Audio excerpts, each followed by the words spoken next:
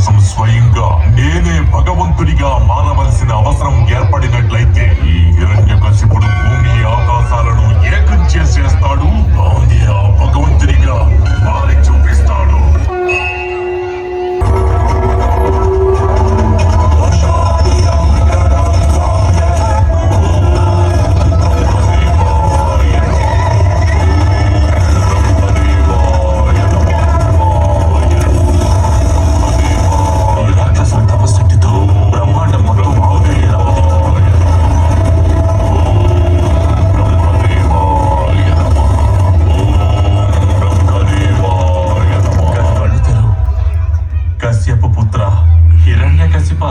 సకల జీవుల సృష్టికర్త అయిన హిరణ్య గర్భునికి ఈ హిరణ్యకశిపుని శతకోటి ప్రణామాలు. నేను నీ తపస్సుకి ప్రసన్నుడనయ్యాను వత్స. కోరుకో, నీకే వరం కావాలో కోరుకో. అన్నీ కావాలి.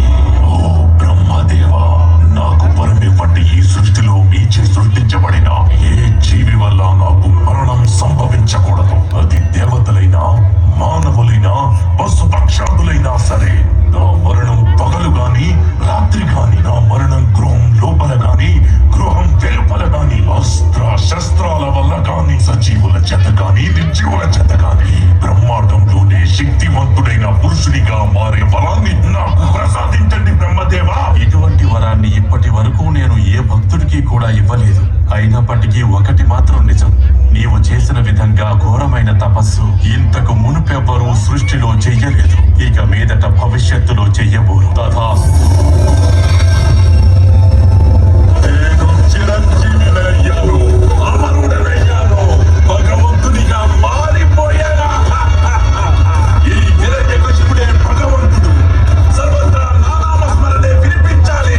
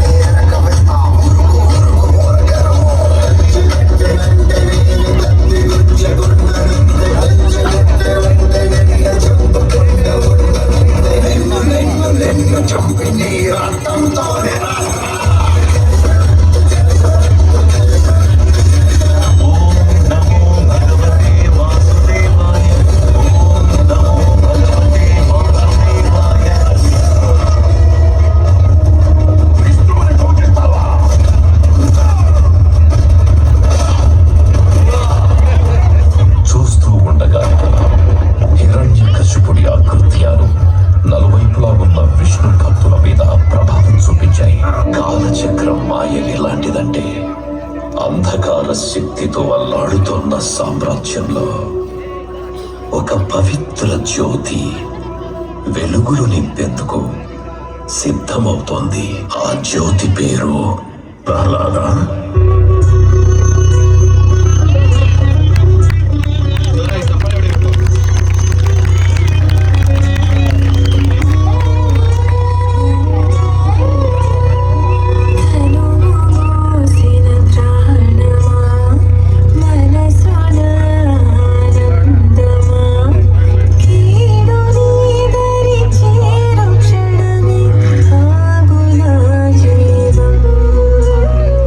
So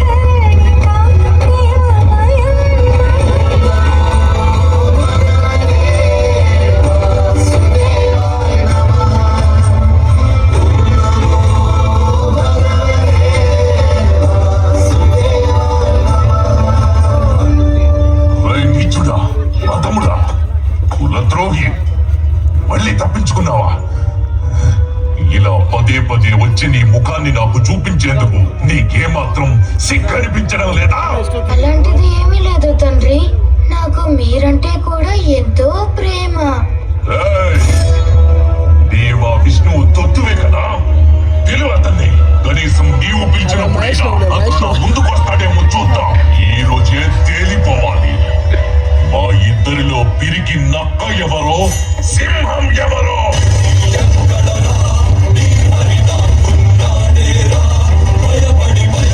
స్వాగతం ಮಾಡ್ತಾವನಲ್ಲ.